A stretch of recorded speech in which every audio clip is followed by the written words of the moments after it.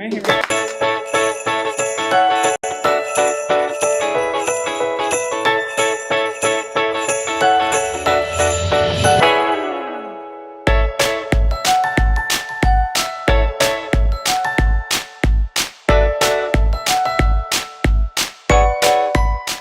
Merry Christmas! Merry Christmas.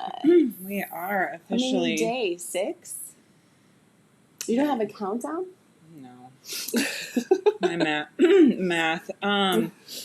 We are in the Christmas week, though. This is true. We are starting it. So happy holidays, book lovers. Yes. We're doing things different today. We're excited. Welcome.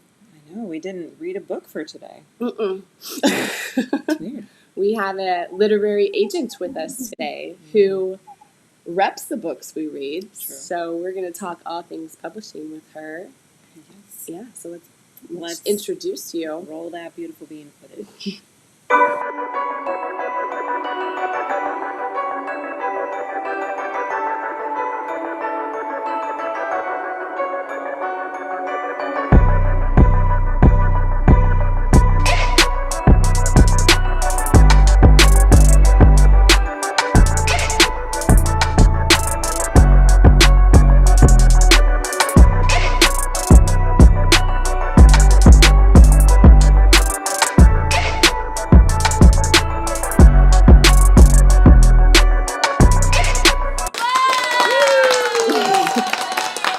Welcome, Kaitlyn Johnson from Bel Hello. Castro Agency. Yes. Yeah, that was a cool intro. I like that. I know. I was jamming out to that song. I was like, drop that beat. Like, And I did. I found that in the Christmas music. So there. We played a Christmas game last night at a party I had, and we had to draw, like, you're doing Pictionary to Christmas songs. There's a song called Marshmallow World. Has anyone heard this? I've heard of Marshmallow the DJ. No, it's not that. I do know that one. But it's apparently like a very commonly, I mean, at least to the group that was over here, I was like, I have never heard the song Marshmallow World. Have to look that up now. Yeah, so now it's apparently part of Christmas songs, something called Marshmallow World, which... Well, now we have to Google it. I was like, okay.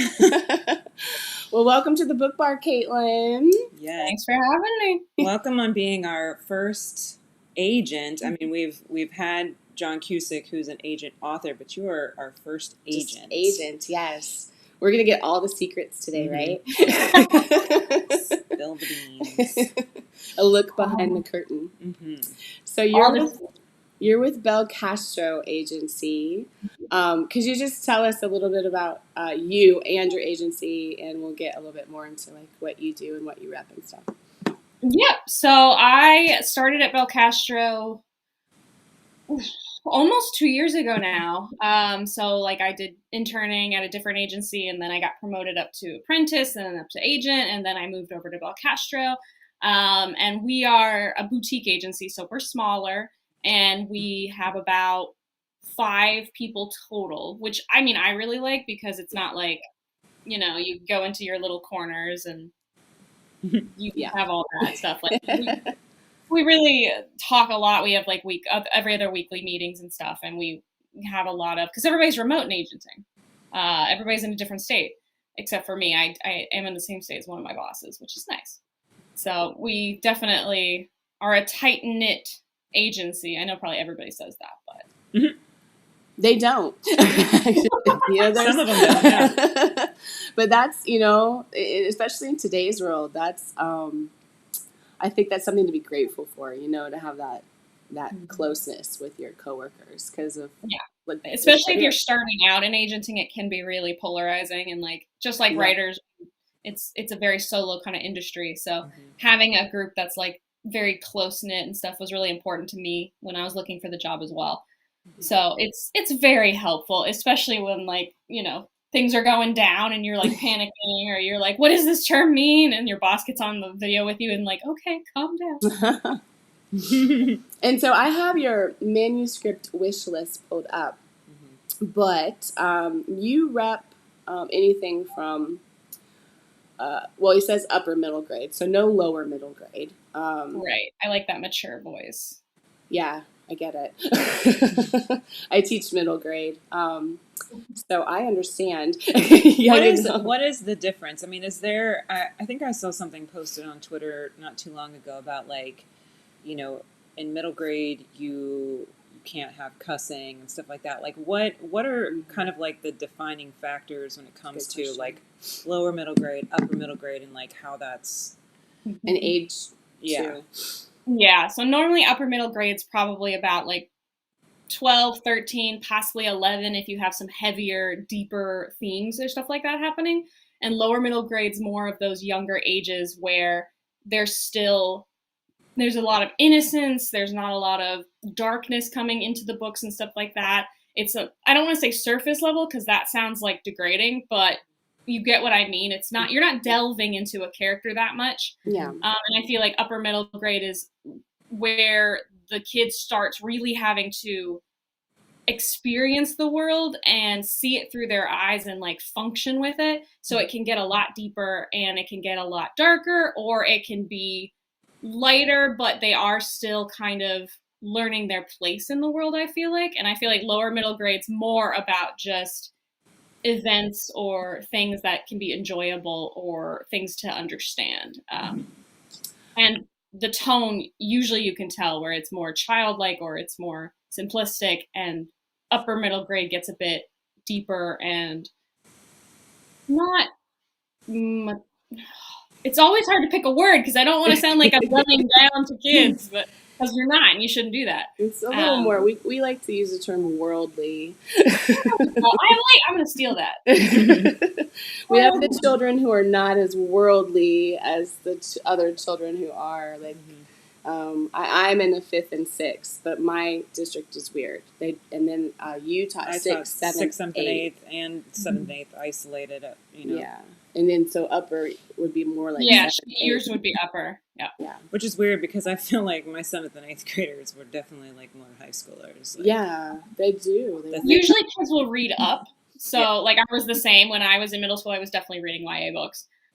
So sometimes in my head I keep saying, okay, they're going to read up, so they're probably younger than this character. But yeah, I mean, I have girls, because their mothers read. Midnight Sun came out last year, and so their mothers were big Twilighters, you can tell, because now they've got the Twilight books, but they're 5th graders. I teach 5th grade, and I'm like, that's a big book. Yeah, I didn't read Twilight. I mean, I didn't read Twilight when it was super popular. I read it afterwards because I had to have an opinion. And so I didn't read them till like 8th grade, 9th grade. Yeah, you have a mix. It's hard. And like our librarian is all of the kind of bubblegum middle grade stuff. She won't let the darker themes in.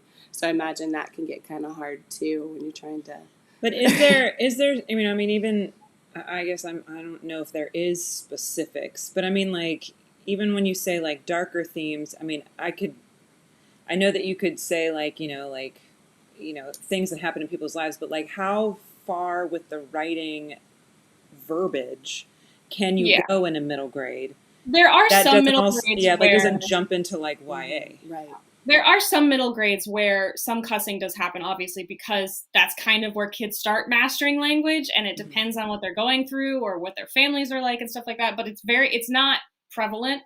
Darker usually for me is more in either what they are experiencing or effects that are happening in their life. So say suicide, death of a close loved one, drug use in the family, something like that. And then if you want to go like, horror is now very big. Yes. So creatures coming after you, and is this on the light kind of funny, fluffy side of creatures, or is this the dark, like scarecrow that is terrifying even to adults kind of creature? What is it? Small Spaces has something like that, the book. So that's technically a more mature middle grade, though I feel like Small Spaces could be an in-between. So that wasn't helpful, but still. Well, it was interesting. I think we talked about this too, because we're talking about horror. And all the kids, you're right, they just want it, all of it. And, they see like It and Stephen King on my bookshelf, which they're not allowed to touch, and they want to see it.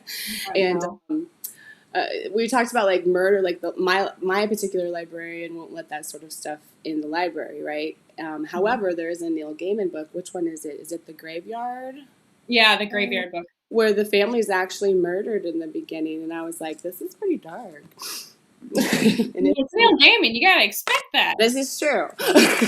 Yeah, but I just kind of thought it was interesting what we say, what we will and what we won't, but it's still there.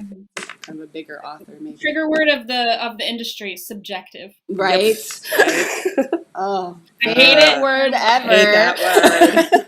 It's so subjective. Yeah, whenever I do like talks, I'm like, you're gonna hate me, but I'm gonna use this word like a million times. I'm gonna come up with There needs do to we be an have like a alternative synonym? Right. Maybe just the same but different. Well, let's move on to YA, which you can get a little. Yes. And I Yeah. see fantasy is the number one, like the first thing that's listed. Not necessarily because that's like your most favorite, but is it your most favorite? I think I do love reading it. Agenting it, I think is not my favorite, just because it is a difficult genre. Obviously, Sure. You have to be super on with your voice, your world building. It's very hard to do. I really enjoy reading it. But I think it's on there first, mostly because it's what I get the most of. Sure. Pretty much everyone and their mother wants to write fantasy. I don't. I wanted to once upon a time. I'm now not that like, creative with my world building. I'm like, same. I was like, this is not creative at all. I was like, okay. So yeah, I think right now I'm really leaning into contemporary more. I think also because of that human quality of relatability to like what's going on in pandemic and stuff, it makes me feel a little more tied to the world. But I do love fantasy if it's done so well. Like I always point to my client Zabe Elor, ZR Elor, because when he writes fantasy, it's ridiculous. Ridiculous. So next year you're all going to see it because it's not out yet. Okay. I like fantasy. I mean, I like reading it. Yeah. I just can't create that way. I can't either. My mind is blown every time one of my clients writes an amazing fantasy. I'm like, how do you do this? How does your brain work this way? Yeah. It's amazing. There's some out there like I can kill a bunch of people. I just can't create, make things that don't really alive be alive. it's hard to step out of your like normal brain on how things are in the world and like make them not. Yeah, that logic like stands in their way. You're like, you I can't can do do anything that. I want. Yes, you can. I know, yeah. It's breaking rules that I'm not good at. But I always wondered, or I have wondered since, the pandemic and everything, if there's been like this influx of like books where there's this disease that takes over the world. I just read one, Defy the Night. I hadn't read it yet, and I saw it on Book Talk, and I was like, this is a pandemic book. Mm-hmm. Like everyone was like, oh, hey, disease that take over the world. Are you going to say hello? Oh, hi. What's your name? This is Nilly. She just decided to jump up here, and Well, I don't know it's why. because those cat toys are on your deck. Fair. It's My dog keeps stealing her cat toys. She's not pleased. And We now both you're have jealous. cats too. Mm-hmm. My cat, he's like, no. But yeah, we are getting. Are you going to come up now too? Oh, this it's is a the puppy. face. Let us see the face. Oh my gosh. Hi there. Can you sit now? No. He's recently taken to deciding he can be in my lap all the time. Yeah, that's normal. But yes, to join. back on topic. Yeah, we are seeing a lot, and especially when we were super right in the midst of like when everything was really pandemic heavy, we were all pretty much like, we don't want this. I want to escape it. Yeah, I'm still a little bit in that area. I think there are special cases, obviously, so I never say like don't send it at all. Mm-hmm. But I do think it's still a little bit hesitant on publishing side of taking that on when we still have, the new variant. We still have people getting sick. It's a very sensitive subject. Yeah. I mean, people have lost, So it depends how it's handled. I think when it's more fantasy style and stuff like that, it's more of interest. I think if it's in a contemporary or like a dystopian situation, that's a little harder because it's still a little too close to home. right. When you have ghosts, witches, and vampires, if unique. So let's talk about vampires. Do you think? Now they came back. And there's been some books where I was reading, and I'm not going to name names, but I feel like they just kind of jumped on the vampire bandwagon because it was kind of randomly placed, but Yeah. it's there, so we'll go with it. And are they I know going to next die year is gonna be again, some cool ones. or are they here to stay? I think they're here to stay because vampires are it's a creature of the night that you can relate to as human. Like you can still find that. Thanks, Topher. You can still find a lot of qualities in it that we either want to be or like lust after or are scared of. There's all sorts of things you can do with it. Yeah. So I think it's going to be here to stay in some way or fashion, whether that's cinema or books or video games. But I think we're leaning towards making them horror again. I think we're going away from the vampire sexy and more to the scary. And I'm a big Buffy fan, but I think we are moving away from, the romantic-ish interests, stuff like that. I think we're trying to really go into unique qualities, vampires that aren't like North American, European, obvious ones. Sure. And if they are North American, are they like, historical New Orleans coolness or By the way, Vampire Diaries. I know. Well, Anne Rice, rest in peace. So she's just big vampire. She just died recently. So that. So yeah, witches I think they're here. Witches has been around for I feel like forever. Like they've had a really long. They had a big surge, and I feel like they are on the decline now. I love them, and I'm still going to look at stuff.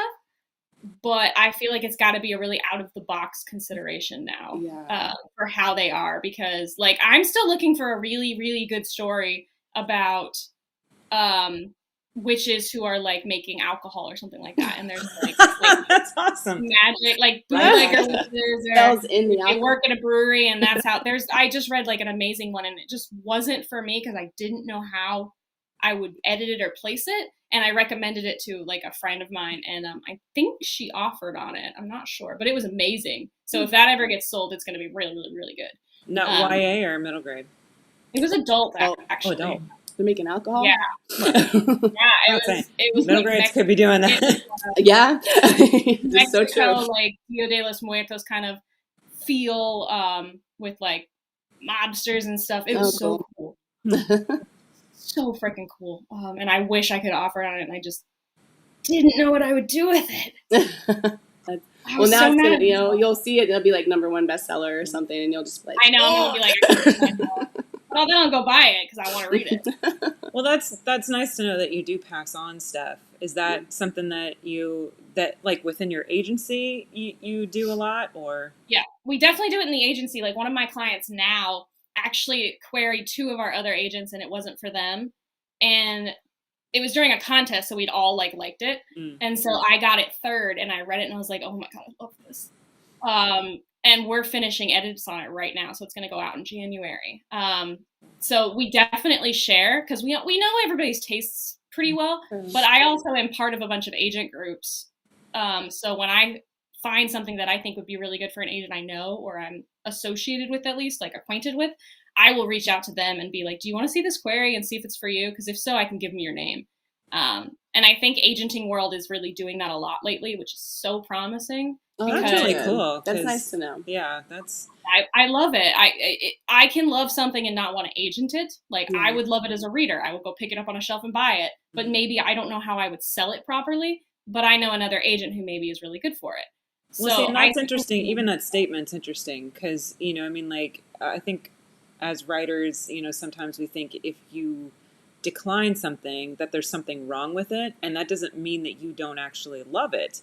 You just don't know what you would do with it. And so that's something for writers to at least hear, because they think it's personal, and it's really not. There has to be a business savvy side to it. Or it can be, they need to remember that we read these books at least 3 or 4 times. So is it a book I could sit down and read 4 times? And sometimes it's not. I'm I would love to get this on the shelf and read it once. Yeah. And be great. But I don't think I can read this 4 times, either because it's super, super heavy. I'm not great with suicide ideals and stuff like that. So even if you had a good book that dealt with something like that, I might pass on it because I'm just I can't dwell in this world that Yeah. long. It's not healthy for me. So there's a lot of different reasons that aren't personal at all, that they are just from the agent. And that's why usually we do try to give feedback or give the reasoning for it so that they know we're not like, don't hate it, I promise. Just put a little PS at the bottom. We don't hate it. Love you. Just saying. Smiley face. And then you have crossover adult with all the genres in there too. Is that harder to sell? I think it's getting easier to sell actually, because publishing is so scared of new adult, which kills me because that's basically what this is. I read a lot of new adult. You write it. Yeah, new adult's great. And it got pigeonholed into romance, but you can do it in so many things. And there's so many applications that are relevant, like to college kids, first times for stuff, all of this, like all your 20s. I'm like, so basically, there's a lot of readers that are that age. I think it's like for 19, so the characters to be 19 and maybe to around 23, 24-ish.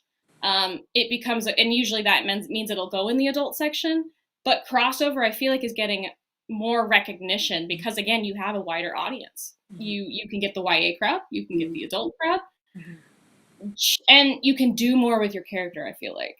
Like you can bring in those adult themes and maturity and not be dwelling on they're stuck in high school. Right. Like they can school is such a bubble. You know, it's interesting. I like it. I have a couple that could fall into the crossover category that I really love. So yeah.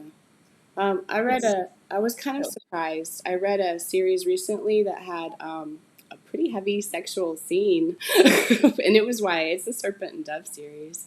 I was just, I read it. Yeah, it's good, but it's in like our high school library. I think it's on the shelf where you have to have permission. But I was really surprised by that because you see like a fall to black, or you see like you go only so far. I do have a feeling, so there have been some discussions where it feels like some publishers are marketing things as YA and they're not YA. Yeah. They are technically adult. Like, who was it? Was it Sarah J. Maas? Yeah. Who basically said, my books are not YA, but they're being sold as YA. So the Throne of Glass series. Like, warning to everybody. Like, I think they came out and said that. So I do think there are some I'm not going to name names or anything, but I think there are some publishers who know the audience is there and know the teens will buy it, so they sell it as YA because they think it's going to sell better, even if it's not a true YA. So it doesn't surprise me Serpent and Dove has that. There's not another one. It's just the first book. There isn't any of the other stuff. Yeah, and like obviously we're not saying YA shouldn't have any sex or anything like that. No, because I mean, have sex. Teenagers do that. Yeah. So, but there are definitely some that are fade to black. There are some that like are a little less detailed. Mm-hmm. I think when you go right into like the hot and heavy stuff, I'm like, I don't know if this is YA anymore. Mm-hmm. I don't know. It was questionable. Good. It's still a lovely series. I liked it a lot. I mean, it's popular. It's on I have so many on my list. I feel you. I know. How do you? I mean, as an agent, I think it would be difficult to like read for pleasure when you're reading, manuscripts that you're either gonna like, reject because it's not for you, or ones that you've already like, they're your clients now, so now you're working on it. To like think that you read something else at another time would just be a lot. How do you find the time? That's the problem for me, is it's not difficult to read for pleasure for me, because then I'm like, oh my God, I can turn off that part of my brain. I don't have to be editing, even though I still do. I feel like I would. I'd be like, how'd that get through? I missed that word. But I can read, because I'm lucky. I read very quickly. So I'm lucky in that if I do want to read for pleasure, normally I can do it very quickly, even if I'm self-editing kind of in the pages. But it's the time issue. I keep trying to, and I'm like, no, I have like, cause also with my freelance editing, I'm like, I have these manuscripts, and then I have work manuscripts, and then I have emails, and then I have contracts, and I don't find the time a lot. And I'm always so mad at myself because I'm like, I should be like having how many, industry books I've read this year, and people are like, I read 50, and I'm like, I hate you. Yeah. How many clients do you have? Yeah, I'm like, I read maybe 10 this year, maybe. That's like probably stretching it. I have a goal next year, though, that I'm going to write down. I'm going to keep track of every full manuscript I read for freelance editing, every full manuscript I read for agenting, and then I how feel many like those pleasure count. readings. Those Yeah, count. no, it would look I'm really going to do it just to see. Because I'm Good luck like, to I'm start. interested personally, too. Mm-hmm. And then I'm going to, like, do the numbers and be like, oh, that makes more sense now. Mm-hmm. So how many, do you have like kind of a number like each year of like the amount of clients that you kind of want to take on or you think you can take on? I have a goal. I don't try to stick to it super like I can only do this, because if I find something amazing, I don't want to be like, well, I've already taken this many people. Mm-hmm. Because especially because so Bel Castro is a little different than some agencies because we have a contract that's by book, not by career.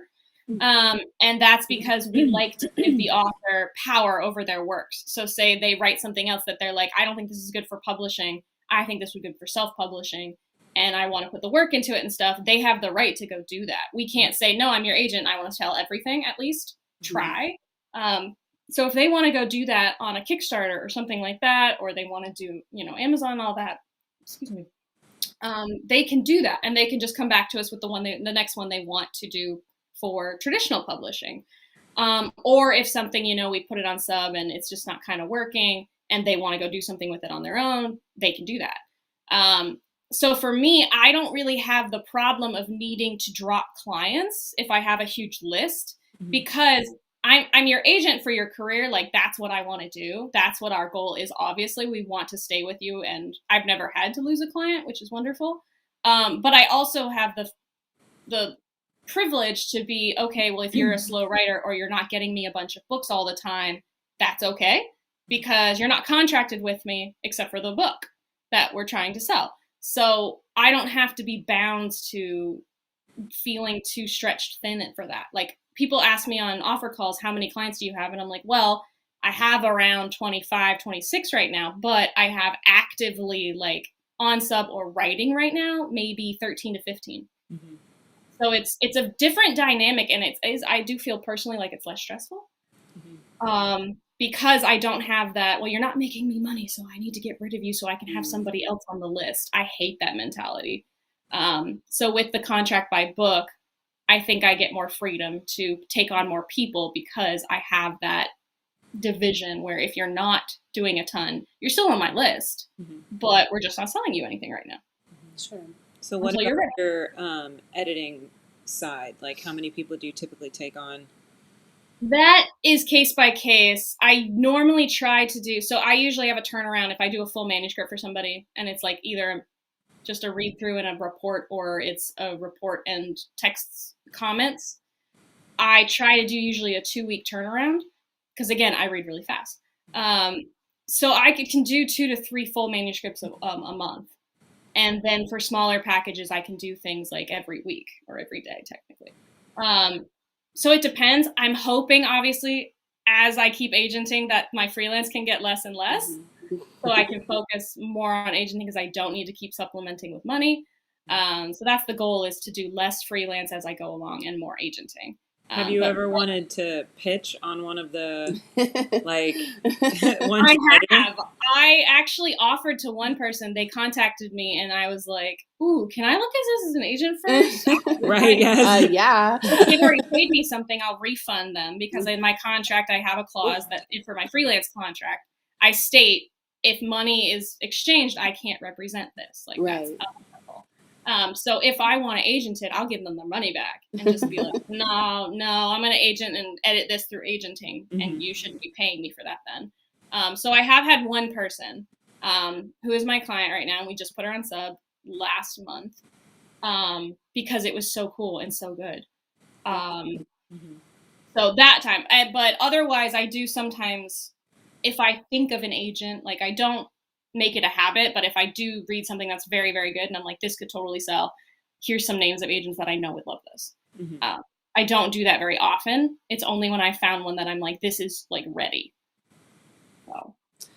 And we see you on, like, some of the agents will post on PitMad and all that. So how many clients have you kind of gotten from something like that, and DB Pit? I had a lot of clients from contests.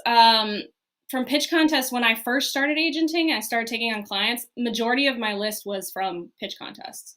Now I think it's a lot of query box because there's so many pitch contests now. I can't see them all.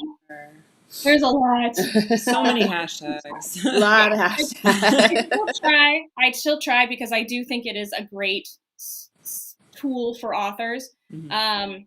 And I can personally like vet what I want. Yeah. So it is very nice. But some days I'm just like, I have too much time. I don't have enough time to do this.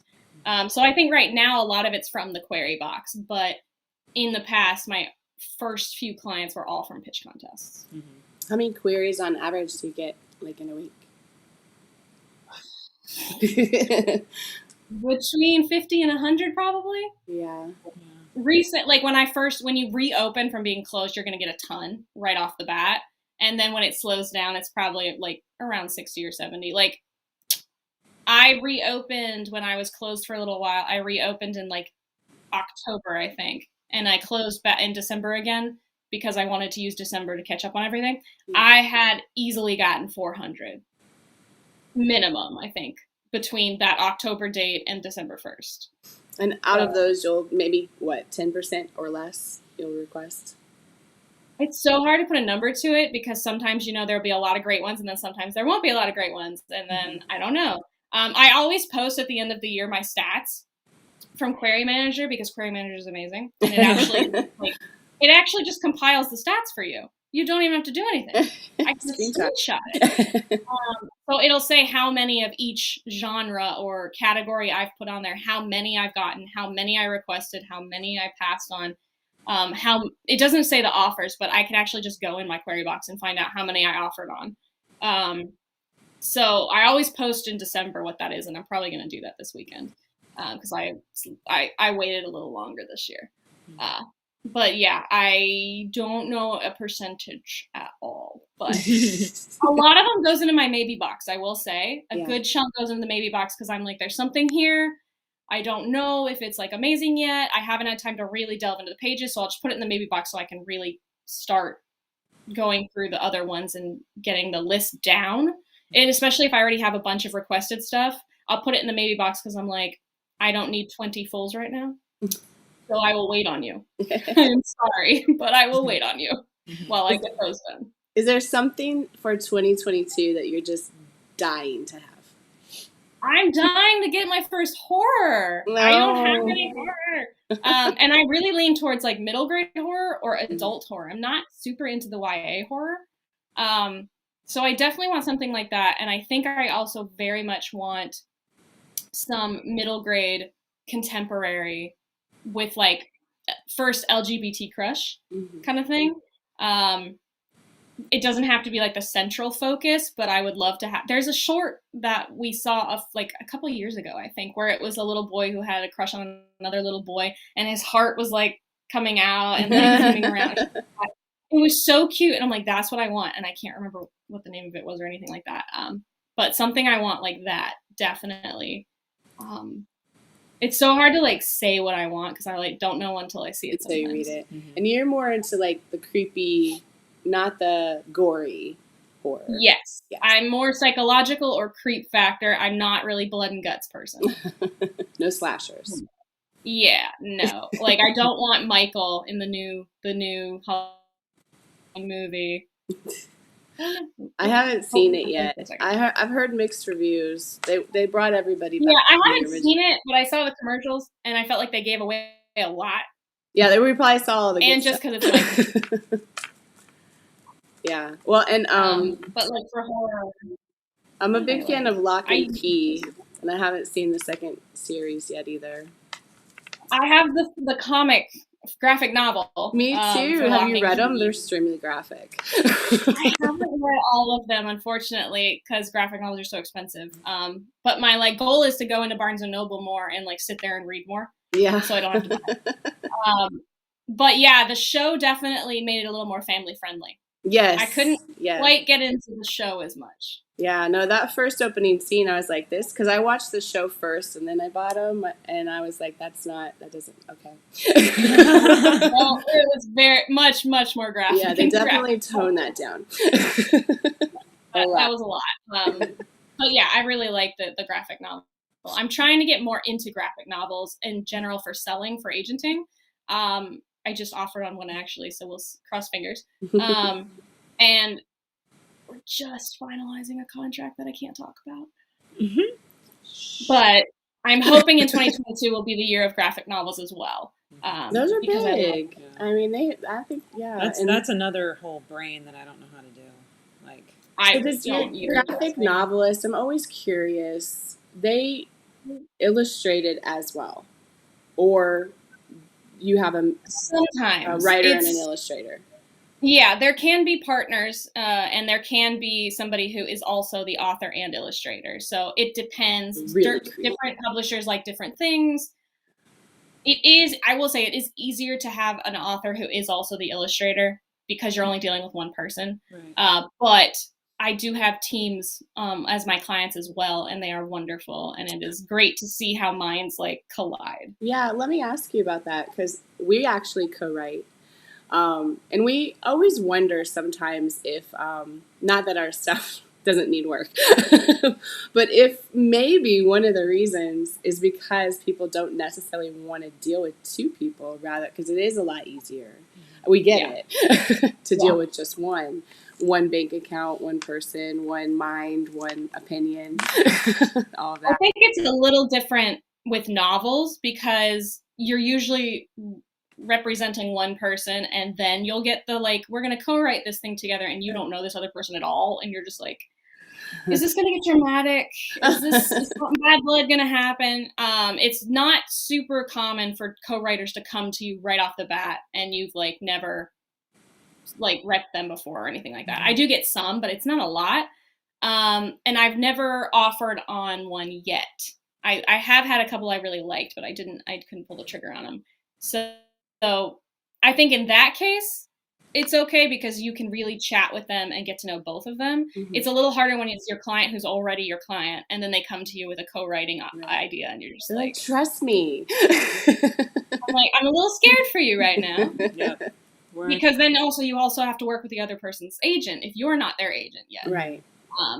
So it's definitely messy, but it can bring forward like amazing things. So it's an interesting experience. So what's like going on in the publishing world that, I mean, we see a lot of tweets about different things from different agents, and this one's kind of upset about whatever this publishing house is doing, and then bigger publishing houses are gobbling up the littler publishing houses, and it seems like it's kind of a mess right now, but maybe it's not. Maybe we're just should get off. No, it's a mess. Consolidation is killing everybody. It's really hard because when you consolidate like that, and the bigger publisher gobbles up a smaller publisher, or even a bigger publisher gobbles up a like similarly sized publisher, it kind of limits who agents can sell to because they have so much power now. Because it's really hard as an agent, because if you have a publishing house that has multiple imprints, some of them only allow you to send to one imprint at one time. Some will allow you to do two imprints at one time, but really you're not supposed to go over two. And then some of them, if one imprint passes on it, another imprint cannot accept it at all. If they have like the same teams or go to the same acquisitions board, if that imprint's already passed on it, they won't step on their toes and say, well, we want it. So limiting so much. Yeah. It's so limiting. It's already so hard. And it's similar with agenting. Like, so if we send to an editor at one imprint, we can't send to another editor at that same imprint because it's similar with agenting. You're not really supposed to be sending to multiple agents at the same agency unless they've okayed it. So if an editor personally requested it from me and one of their coworkers already passed on it, I can still send it. I probably should just notify them that their coworker already passed on it. But yeah, when a big publisher snatches up others, now it's kind of like I have fewer people to send to. So it's gone from 5 to 4. Is that correct, or am I wrong? Ish. Yeah, it's not finalized yet. Okay. The DOJ is fighting it. Which one of the few things I'm even like happy about DOJ ever. But yeah, as of right now, like Simon & Schuster has been acquired by Penguin, and there's a lot of just nobody knows what's going on. And it's really hard because we don't know what teams people are on. Sure. We don't know who teams intersect, so then we have to ask. And I just think personally publishers need a employee page. Show me your teams. Give me the emails for your teams. Because I can't find you otherwise. Yeah. It would be just so much simpler because agencies have it.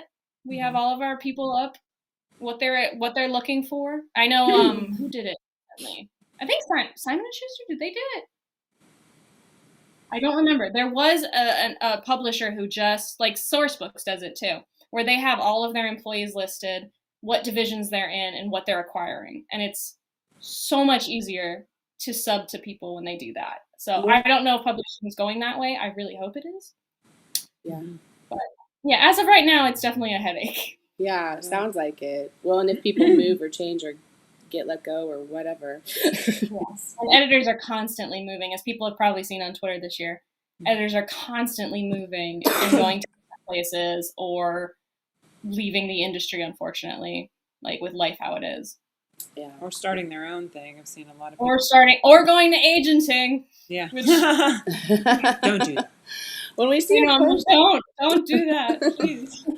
And the traditional big publishing is, kind of got that New York City thing going for it, right? But my husband's from Minnesota, and there's some publishing that's really getting bigger there, and of course on the Pacific coast as well. There's also some in Colorado. But did I read something in Florida too? So I see that publishing is kind of going this way across the. Yeah, I'm very encouraged, hoping publishing is going to get more remote. It's going to be more spread out because no one can afford to live in New York. Right. So I think the big heads are probably still going to be there, but I think the ones that are mid presses, small presses that are now up and coming and getting bigger, I think those are going to be scattered around the world now, which is wonderful. Florida has some small presses.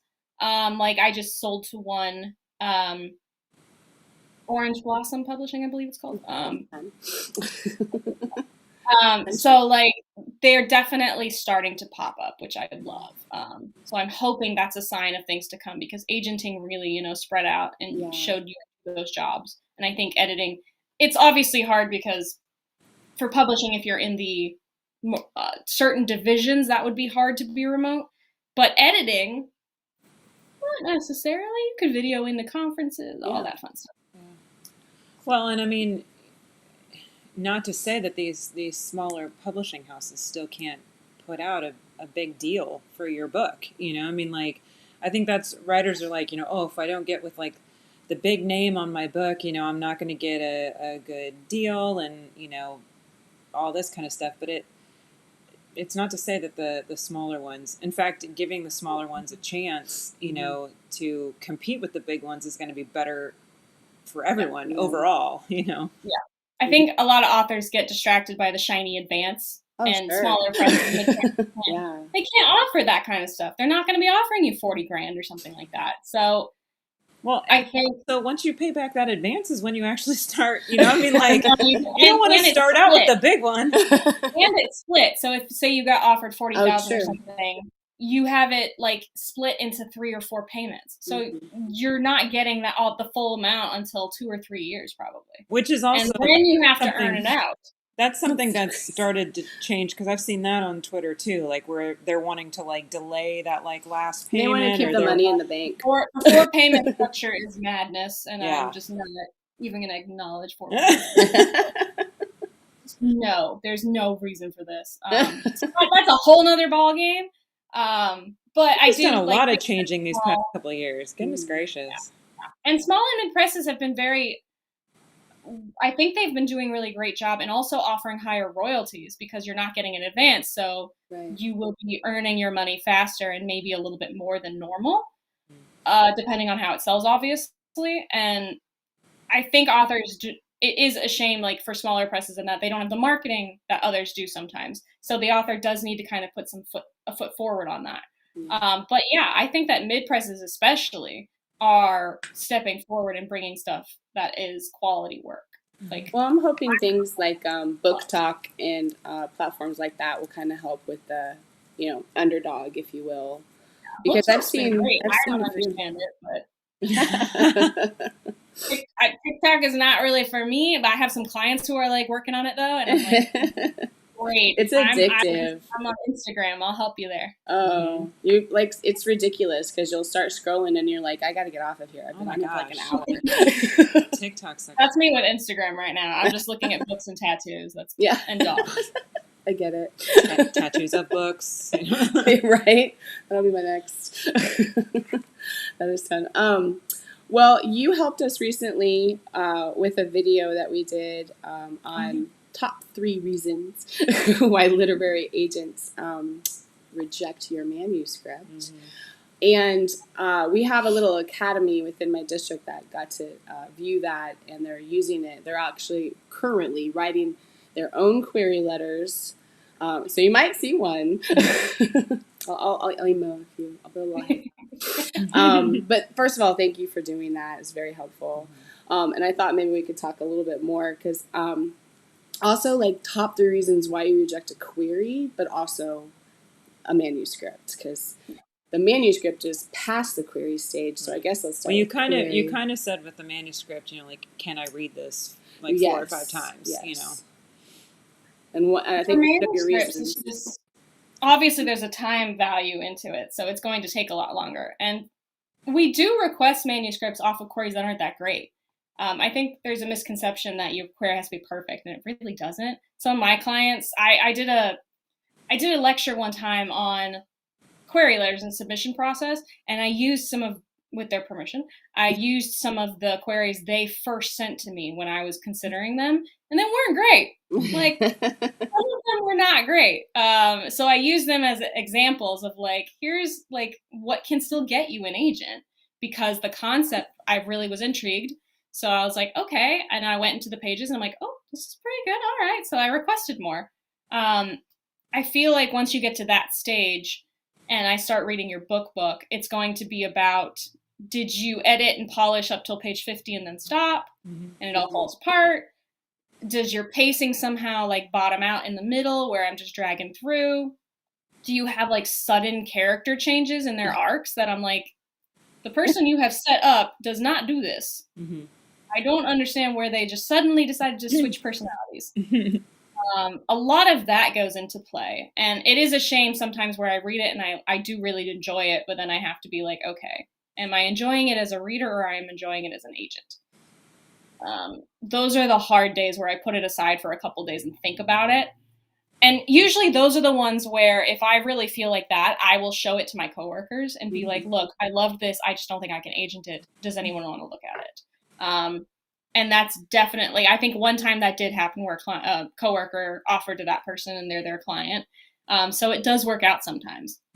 But for me, a manuscript. Do you let that client know like that you've passed it to somebody else, or is it still just kind of that quiet time on the writer's side, like, oh, I haven't heard anything? Query Manager is brilliant. There's a forward button, and you can and you're usually on Query Manager as an agent, you're linked with your agency. It's not just you by yourself. So for the forward button, I go on a drop down and it says, which of your coworkers do you want to pick? And I can just pick my person off a list.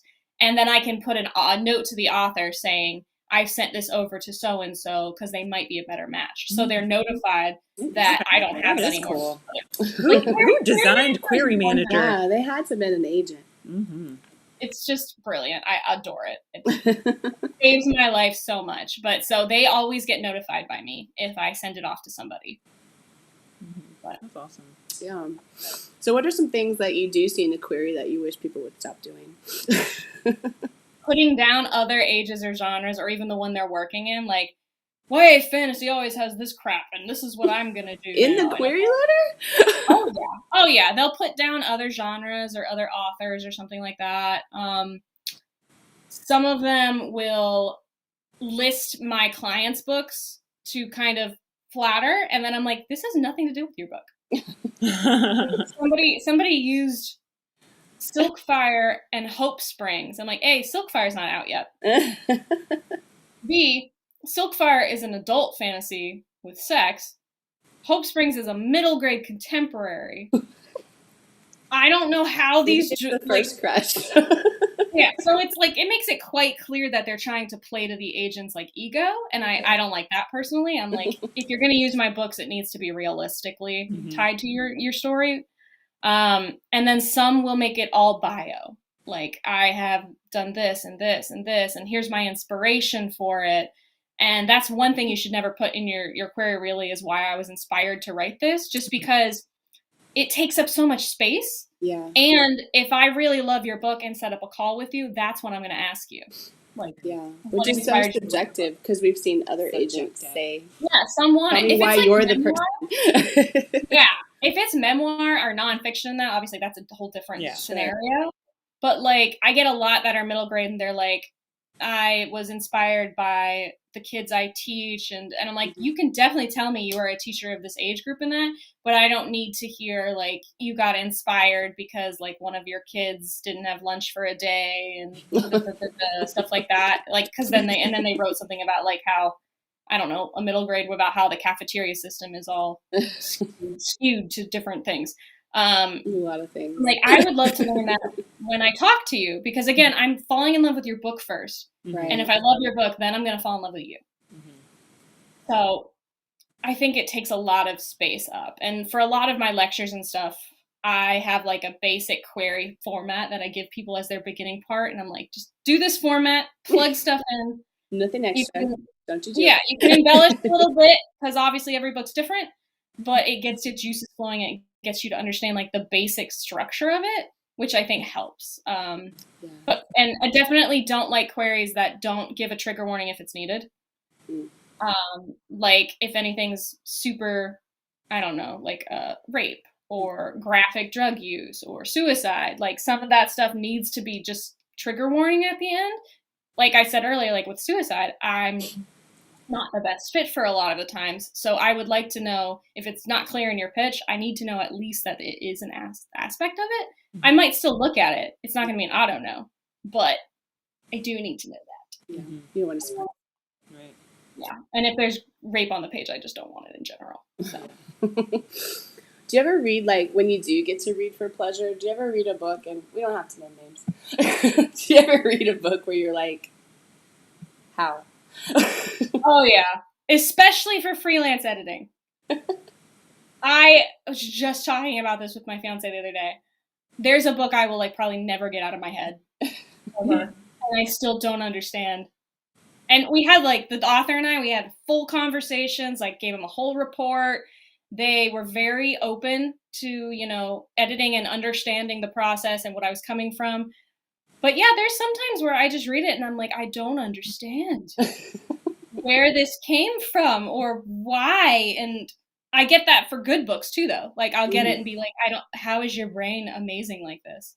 How can you even like fathom this world you've done? So I get it on both like spectrums there. But yeah, there's definitely times you get so many queries. Not everybody's going to be a good writer, and not everyone's going to know that about themselves. But then there's also going to be people who are great writers, and they don't know that about themselves. So that's true. Do you ever read a book too that's like really big, and you think that's not so great, and how in the world does this even get published? Yeah. Yeah. I hate the fact that like I read City of Ember and I only read half of it because I couldn't. I couldn't. Yeah, I haven't read it. And I'm not saying it's a bad book because clearly it's not. But I was like reading it and editing it in my head and I was like, there's so much I would just take out of this. Yeah, it's get your red pen out. Gotta be hard. I was like, oh my God. But it was good stuff. That's the hard part though. It's good stuff. It's just so much stuff. Yeah. Yeah, I don't like, you know, especially like in fantasy, I notice you really have to give it 100 pages. Yeah, fantasy. And that's hard to do for a lot of people. They really want to get into it now, but lately I've noticed that you have to give it about 100 pages, and sometimes I'm like, get me there. And that's something that has worked well with us writing together, because I'm all like, let's just get to the action. Like I need something to happen. Slow your roll. Something to happen. And she's like, we need to describe all this. And I'm like, why? I don't want to. We're talking. Like, you fuse it. Yes. described like amidst the action, which Yes. is Yeah. really hard. And I just like to rush through it. I'm like, let's get Let's get it. let's go. And I like to, spend some time in the garden. Get all of the purple prose. Purple Prose. I feel like Strange the Dreamer did that too. Maybe. There was a lot because like my client loves Strange the Dreamer, and I read it and I'm like, what? Yeah, it's like a Addie LaRue too, of V.E. Schwab. She's good with her metaphors. Well, I do like V.E. Schwab, but like I really liked the book Scythe, and then I was trying to read the sequel, and I did not finish. No, I haven't. haven't read the first one yet. It's on my bookshelf though.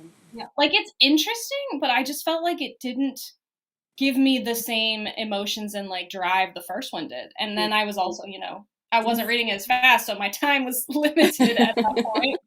I was like, I just don't have time to keep going now. So I read about like maybe 100, 150 of it. Yeah, that's that Hopefully difficult I'll go back sequel. to it. Yep. Hard to do a sequel. It's hard on sequels. There's so many books I have that I still haven't read the Six of Crows sequel. Sequels. It is gonna break you.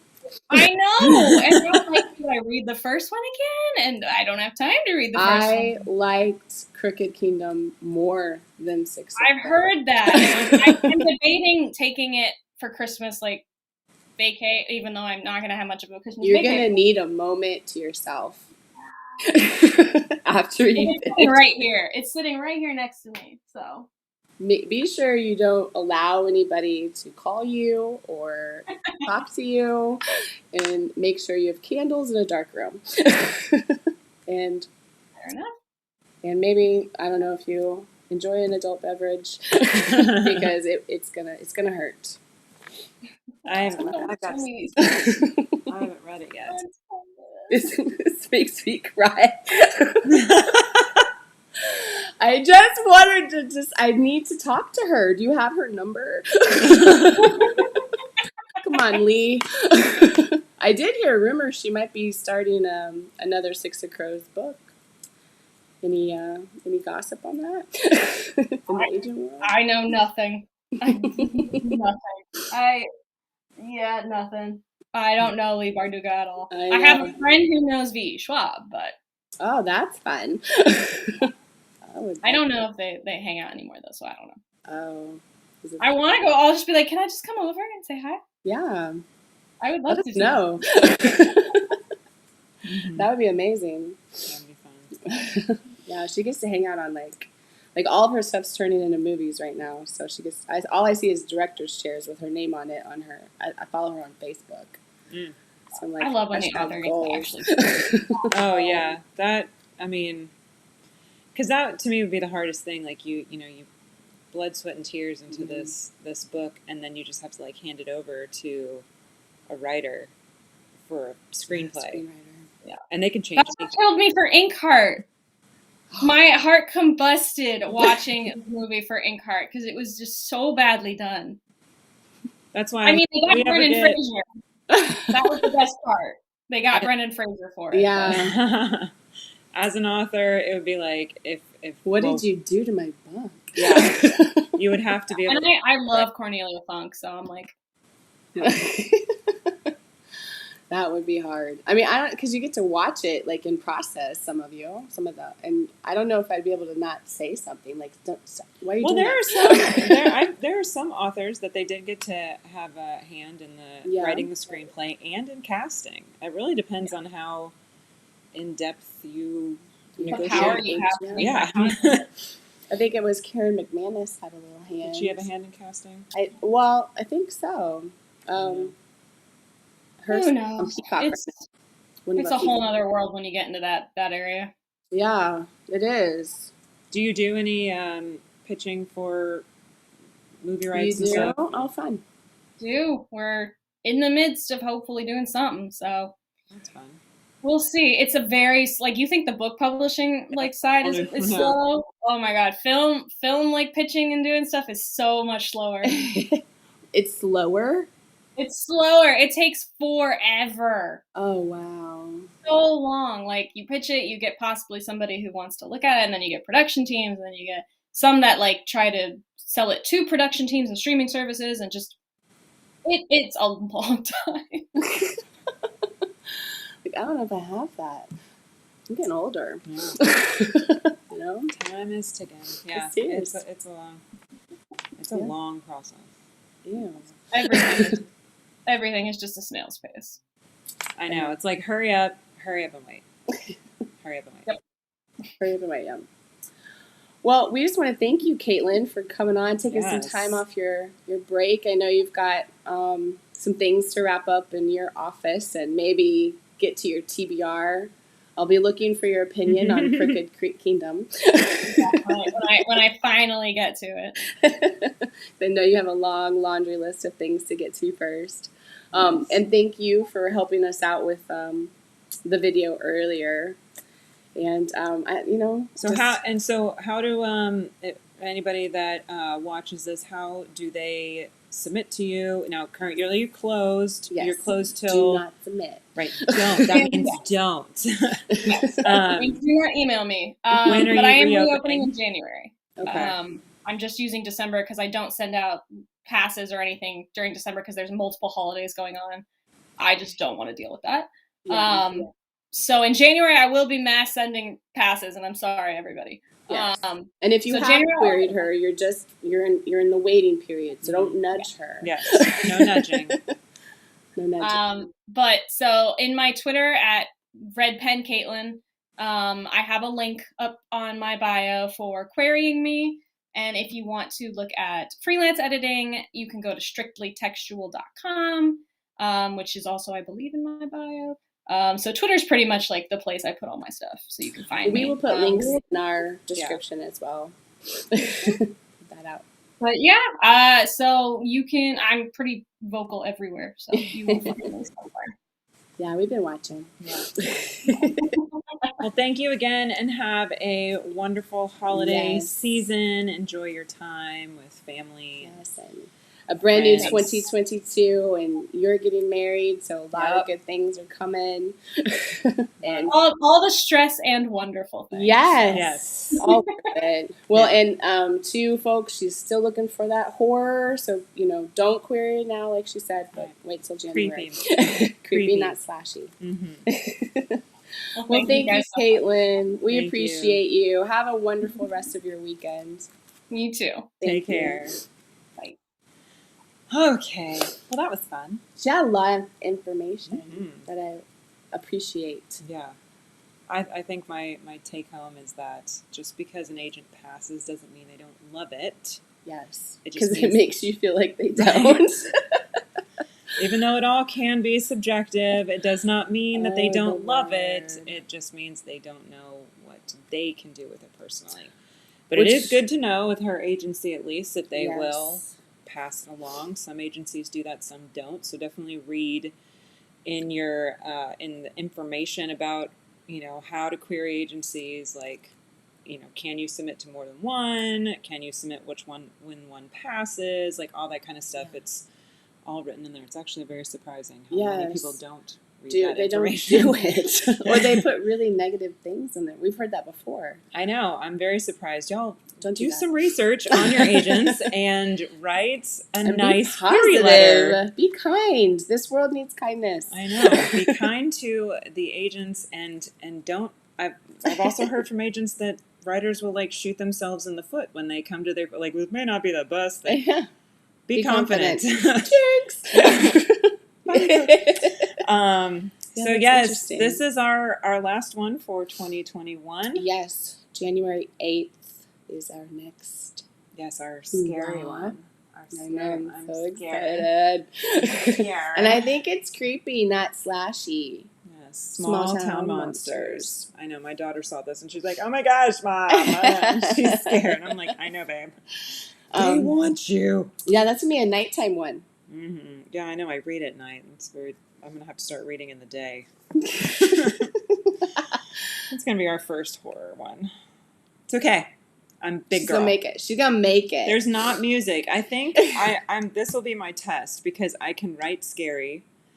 I can't watch scary. I might be able to read scary. I think you'll be okay. Because it's music. It's the anticipation when there's that buildup of music and someone's going to pop out. That freaks me out about movies. So I'm going to be sure to randomly knock on your door and then run That's away. why I'm glad you don't live right next door. If you live next door, I'd be afraid.